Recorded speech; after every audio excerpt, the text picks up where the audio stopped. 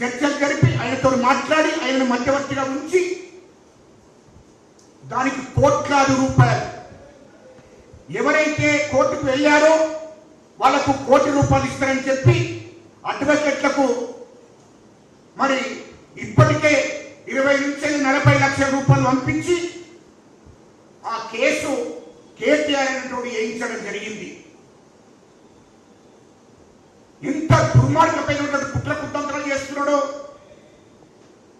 ఇది తెలంగాణలో ఉన్నటువంటి బీసీలందరూ అర్థం చేసుకోవాలి. దయచేసి రికార్డు ఉంది, ఎవరి ద్వారా డబ్బులు పోయినాయి. మాధవరెడ్డి అనేటోనికి ఆయన ఆర్థిక పరిస్థితులు మంచిగా లేవు. మాధవరెడ్డికి వకీళ్ళని పెట్టి వాళ్ళకు డబ్బిచ్చేటువంటి పరిస్థితులు లేదు. ఆ కేసు వేసే 2 రోజుల ముందు టిఆర్ఎస్ ఎమ్మెల్యే మల్లారెడ్డి గారి ఇంట్లో ఆయనతో మాట్లాడి రెడ్డి జాగృతి అనే పేరు మీద ఉన్నటువంటి మాధవరెడ్డిని నువ్వు కేసు వేయాలి, నీకు సంబంధించింది మొత్తం మేము చూసుకుంటాము. ఆయన పట్టుమని ₹1,00,000 కూడా 2 లక్షలు కూడా దగ్గర లేనటువంటి మాధవరెడ్డిని పిలిపించుకొని మాట్లాడి నీకు ₹1,00,00,000 ఇస్తా, అవసరం అనుకుంటే ఇంకో ₹1,00,00,000 ఇస్తా, ₹2,00,00,000 ఇస్తా, నీకేం కాకుండా నేను చూసుకుంటా అని చెప్పి భరోసిచ్చి వకీళ్లకు ఎంత డబ్బైనా నేను పంపిస్తా అని చెప్పి కేటీఆర్ స్వయంగా మాట్లాడి భరోసా ఇచ్చి వకీళ్లకు డబ్బులు పంపించాడు. కేటీఆర్ డబ్బులు పంపించి బీసీలకు 48% రిజర్వేషన్ రాకూడదు అని చెప్పి కేసు వేయించడం జరిగింది. కేటీఆర్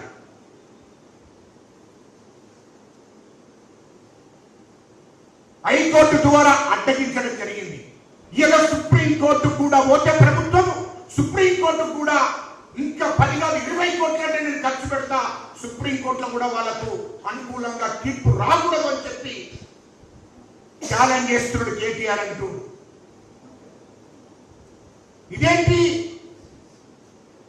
బీసీలకు రిజర్వేషన్లు రాకూడదు, బీసీలకు రిజర్వేషన్లు వస్తే తెలంగాణ రాష్ట్రంలో వాళ్ళు అన్ని రంగాల్లో ముందుకు పోతారు, రాజకీయ అధికారం అడుగుతారు. రేపు బీసీలు ఎస్సీలు ఎస్టీలు ఏకమైతే ఈ రాష్ట్రంలో అధికారం వాళ్ళ చేతులకు పోతుంది అనేటువంటి కుట్ర కుతంత్రాలు చేసి కేటీఆర్ అనే దొర, ఆ దుర్మార్గుడు బీసీలకు రిజర్వేషన్ రాకుండా చేస్తున్నాడు. ఆర్ కృష్ణయ్య గారు ఇది గుర్తుపెట్టుకోండి. కృష్ణన్న, బీసీల అందరూ కూడా ఇది ఆలోచన చేయండి. ముఖ్యమంత్రి రేవంత్ రెడ్డి గారు సిద్ధశుద్ధితో చేశాడు. వాస్తవానికి అన్ని వర్గాలకు సామాజిక న్యాయం జరగవలసిందని లక్ష్యం కొద్ది మా ముఖ్యమంత్రి రేవంత్ రెడ్డి గారు ముందుకు పోతున్నాడు. అది గుర్తుపెట్టుకోవాలి. కాంగ్రెస్ ప్రభుత్వం మీద అబండాలు వేయడం, ముఖ్యమంత్రి గారి మీద అబండాలు వేయడం మానుకోవాలని చెప్తున్నా బీసీ సోదరులకు. వాస్తవం తెలుసుకోండి. మీరు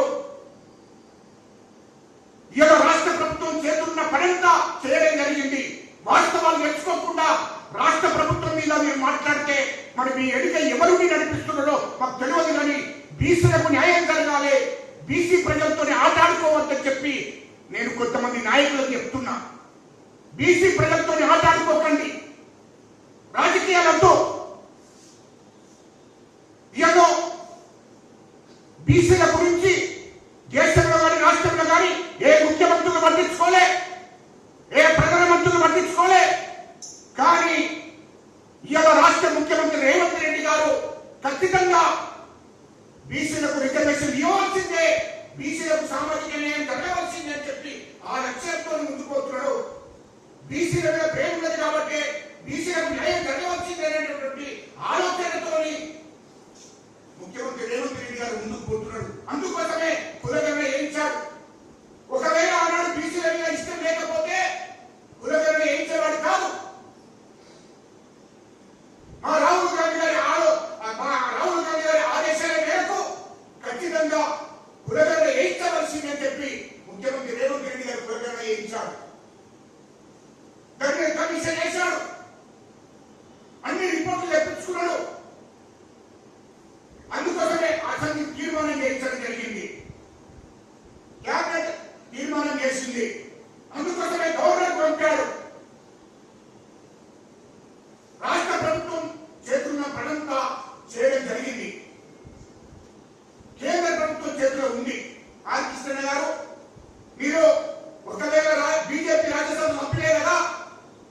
ఈ కోర్టు ద్వారా ఈ దుర్మార్గులు ఆపుతున్నారు కదా.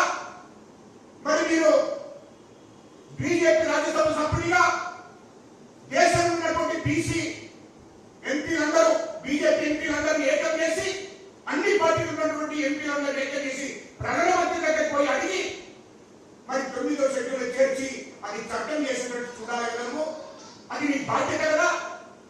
నువ్వు రాజ్యసభ సభ్యుడివి కదా. మొత్తం ఈ రాష్ట్రంలో బీసీ ఎంపీలను దేశంలో బీసీ ఎంపీలందరినీ నువ్వు ఏకం చేయవలసిన అవసరం నీ మీద ఉంది కదా. బీజేపీ నాయకులే కదా నువ్వు.